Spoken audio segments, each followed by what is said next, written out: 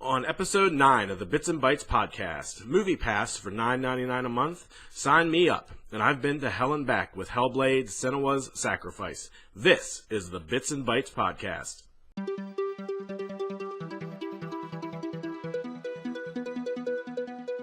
What's up, everyone? I'm Jeff Shelley. You can reach me on Twitter at Sky_Striker, and this is episode 9 of the Bits and Bytes podcast. So, a little bit of housekeeping. We have a article up on Bits and Bytes this week about killing the 3DS. Is now the time to slowly start phasing it out. So go ahead and check that out on the website. What I've been playing lately, been still jamming on Splatoon 2. That's like my go-to Switch game right now. I find the multiplayer matches really quick and easy to get into. I really love just playing Turf War. I think the concept is like simple. My son, who's 5, enjoys playing it as well, and he does pretty good for for as young as he is. I think he'll get like 200p sometimes, so he's doing pretty good for someone that hasn't really held a controller or anything like that, but he really enjoys the game as well. So the two of us have been playing that together. Usually when I start playing, he'll come over and watch, and he really seems to like it. The other game I've been playing is Hellblade, and really loving this game. Really had high hopes for it going in. Really thought that what developer Ninja Theory was doing was really cool, and just a really great idea to try to distribute their game themselves and sort of cut out the middleman or the publisher. Yeah, just a lot of cool stuff with how they're telling the story. Playing it with headphones, I actually bought a pair of headphones specifically to play Hellblade, because of everywhere I looked was saying about, gotta play with headphones, and then I played for about 20 minutes on my surround sound, and I was like, I'm not really getting the full effect that I wanted, and so I went and bought, I think, like a $12 or $13 set of headphones, but they actually are working really good, and it does add and make it a lot easier to understand some of the things that are being said. But with that, I find combat a lot different than what I would have thought it would have been in, like with Devil May Cry and Heavenly Sword. The combat was very quick, fast, and very combo driven, where with Hellblade I find it very slow and methodical, almost like a Dark Souls game, where you basically have to sort of watch your enemy and then see how they react and move, and then sort of dodge or parry, or not dodge or parry, dodge and or block, and then try to mount an offensive after landing an opening. Usually I found if I was going in just waving my sword and just doing nothing but offense, I would get killed. The combat's not overly hard, like it's not like Dark Souls tough or anything like that, but it's just thought out where you can't just go rushing in, mashing on the attack button and expect to get it done. I think I've died 2 times so far. Now with this game, you get infected early with this thing called the Dark Rot, which the whole story thing with that is, like, if the Dark Rot starts on your arm and then reaches up to your brain, you'll die, and then you'll basically lose all your progress. I died 2 times so far. It's like up to my elbow. I've been looking on Twitter and stuff a lot. I don't think I've seen anybody say that they've lost their save progress yet, so I'm not quite sure what the overall number is on that. But I'm not sure. The rumor is, too, if it's even a real thing at all, or just something that they say to make you a little more on edge, because I'm definitely more on edge and really kicking myself for when I take a hit or make any sort of mistake. So it definitely is helping in that right of making me more tense and caring about, like, every little attack or parry, and it really adds a sense of I can't think of what word I wanted to use. Really adds a sense of something. Alright, well, we'll move on from there. I can't think of it. It's late. I gotta work in the morning, so we'll just keep going, even though I can't think of the word I wanted to think of. That's going to bother the crap out of me. Okay. The other game I've been playing is Overwatch. They have their summer games still going on at this time. This is Thursday, the 17th of August right now. And so the summer games is still going on. Haven't really gotten much of anything good loot box wise. Haven't actually been playing as much as what I thought I was going to play. I just wasn't really excited for any of the skins. And I haven't even tried Lucio Ball at all, to be quite honest. I just go in and I'm trying to level up to get a loot box and then sort of move on. But yeah, there hasn't been any skins that really have caught my fancy. Again, I think I talked about it last podcast. I like the Reaper one and Soldier 76 barbecue one. But other than that, nothing too great. And that'll actually roll us into our first bit of news. Overwatch is also Overwatch, as I just said. Overwatch is getting a new map soon. Blizzard announced that at this year's Gamescom, which takes place between August 22nd and 26th, they will be debuting a new map along with a new animated short. So the new animated shorts are those CG movies that they do, usually pertaining to like a specific character. So I don't know if that means they're going to debut a new character as well. It seems kind of odd being that they just put Doomfist out, that they put a new character out this soon. But yeah, they're going to have a new map along with a new animated short. No other details have been revealed at this time. So that's cool. I'm anxious to see what the new map is. I think they just added another map like last week, and not a huge fan of that map. I don't know if I just don't know it well enough yet, but I really didn't care for that map. But I like playing Overwatch, so I'll probably check it out. Nintendo has revealed when the next Splatfest will take place. The Splatfest will take place from September 1st to the 2nd and be a battle between superpowers. Players will either be trying to splat the most turf as a member of Team Flight or Team Invisibility. Let's hope some of the issues that affected last Splatfest will be worked out. If you want to check out my article, it's on BytsnBites.com, but we wrote an article about some of the issues with the last Splatfest, which was Team Ketchup versus Team Mayo, and how basically Team Ketchup had 78% majority, and at that point you're playing against other Team Ketchups, and just sort of that takes some of the fun out of it. So hopefully we'll work that out. Not really game related, but still kind of a cool bit of news is movipass has lowered their price. I think it used to be about $50 a month. They now lowered their price to $9.99 a month. Hot on the heels of the announcement, though, AMC Theaters is looking to try and cut ties with the service. In a statement, AMC has called movipass a small fringe player and that it's not in the best interest of moviegoers, movie theaters, and movie studios. AMC said it is consulting with its attorneys to determine if or how it can prevent a subscription program offered by movipass from being used in its locations.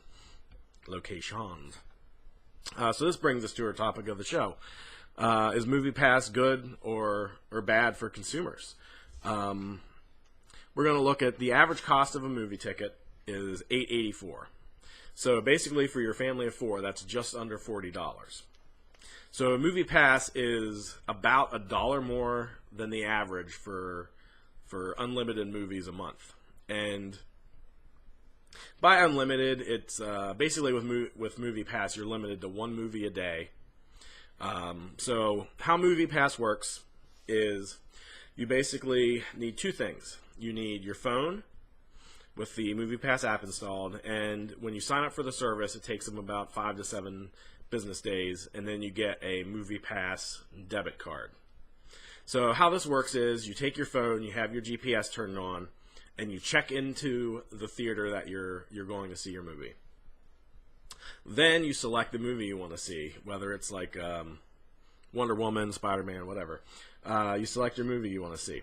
Then what happens is when you check into that box, you have 30 minutes or 20 to 30 minutes to purchase a ticket for whatever the movie was you selected using your movipass debit card.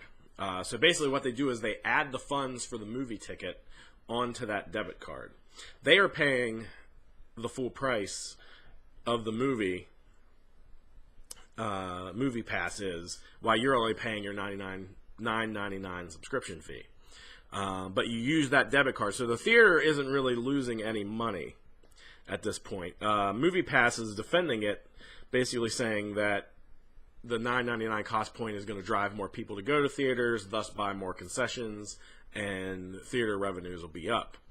I think the problem AMC has with this is it can lead to MoviePass almost having too much power and taking the power out of the theater's hands.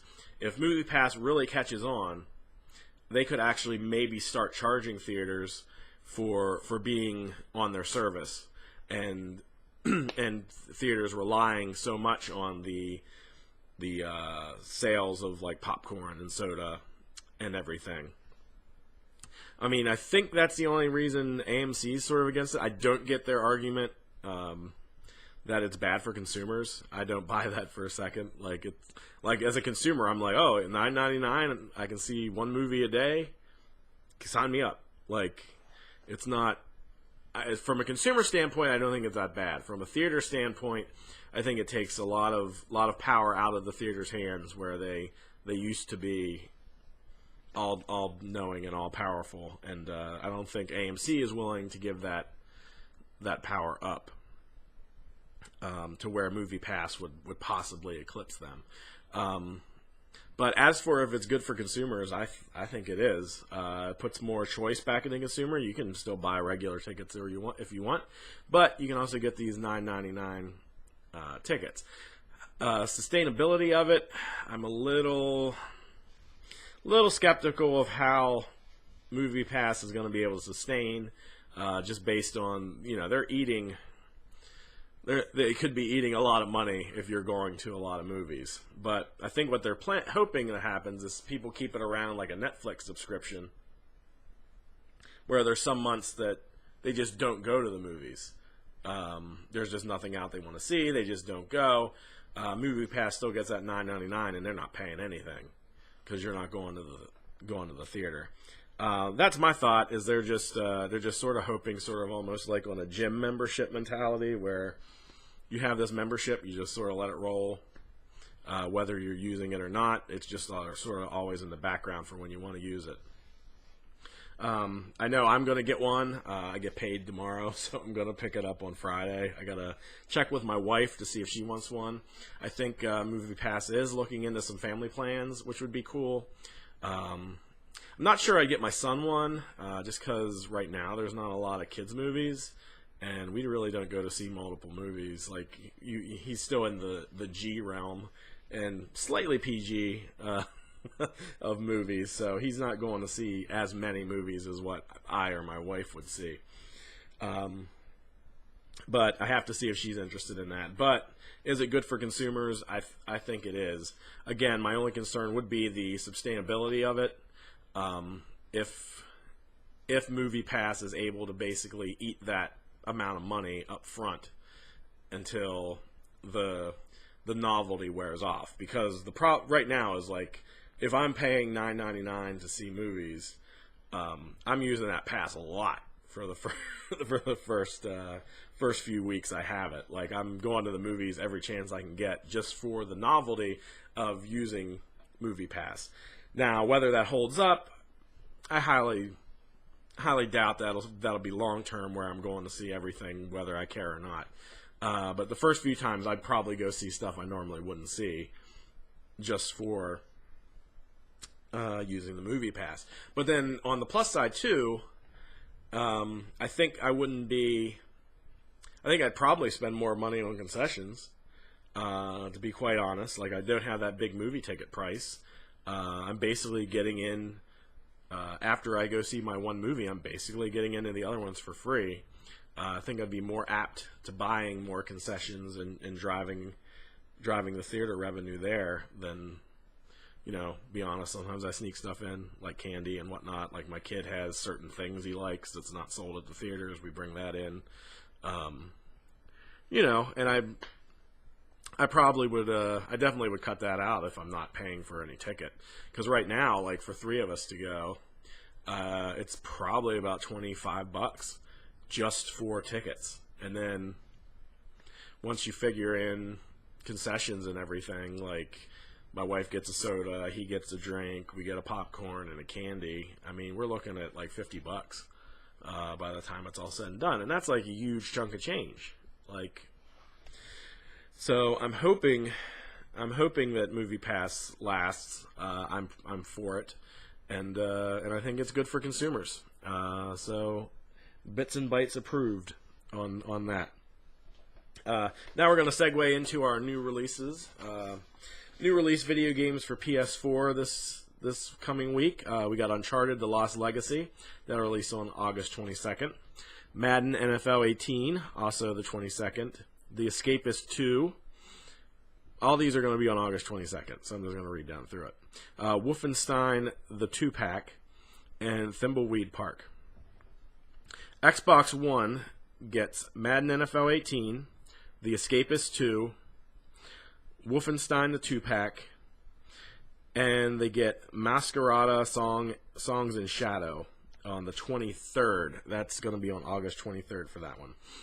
Nintendo Switch will get on the 22nd Minecraft Story Mode, Thimbleweed Park, and on Friday, well, never mind, on the 29th they get Redout and Mario. Never mind, that's like next week's. Sorry, read too far. We will save that for next week. So, pick of the week. Pick of the week will be Uncharted: Lost Legacy. Uncharted: Lost Legacy tosses away its main protagonist, Nathan Drake, instead gives us 2 strong female leads with Chloe Frazer, introduced in Uncharted 2 and continuing in 3, and Nadine Ross, who was just introduced in Uncharted 4. The 2 are journeying to find the Tusk of Ganesh. The game features Uncharted's usual gameplay as well as the added lockpicking mechanic. This makes Uncharted: Lost Legacy my pick of the week. Just that and the price. It's $39.99. You can't go wrong with it. It's about 6-hour length. I think it's the perfect price for it. I'm a huge fan of the Uncharted series. I love it. I can't wait to play this game. I think it's going to be really good. So that's our wrap-up. That's the end of the show. As always, you can reach me on Twitter at Sky_Striker. Please like us on Facebook at Facebook/BytsnBites, BYTS, letter N, and then Bites, BITES. Also, follow us on Twitch. Once my son gets back to school, well, actually he's just starting school. He's starting kindergarten. Once he starts kindergarten, my Twitch schedule is actually going to be Monday afternoon, Tuesday nights, and Saturday night.